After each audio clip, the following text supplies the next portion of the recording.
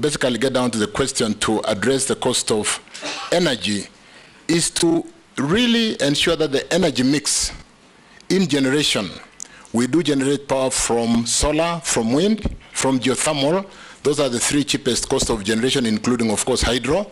And the most expensive generation is from thermal.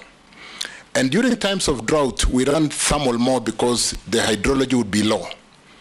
Because of the hydrology having been good in the past 1 year, we've had a lot of water, so we are running our Kiambere, Kindaruma, Gitaru, Cascade fairly well. But more importantly, the mix to ensure that we do not dispatch the expensive power when we don't need to is a very important component in managing the cost of power.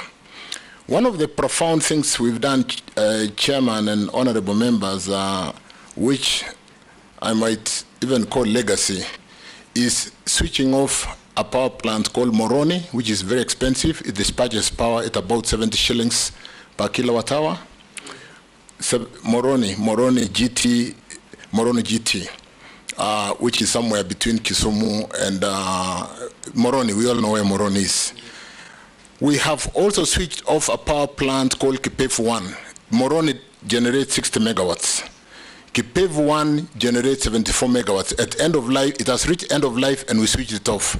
And likewise, we've switched off 76.4 megawatts in Kipevu 2.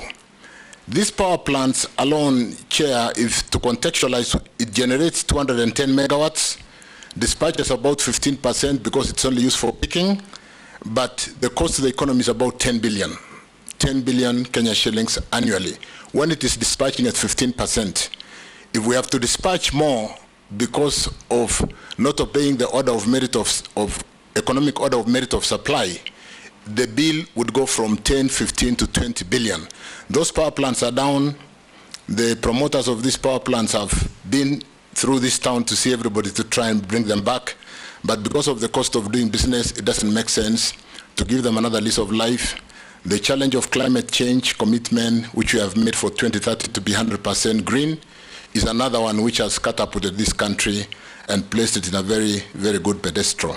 So, Chair, let me end that initial question by saying it will be of interest for members when you write the report to check and confirm that in the month of July, both cost of electricity and cost of petroleum products is the lowest in the country in the last 15 months.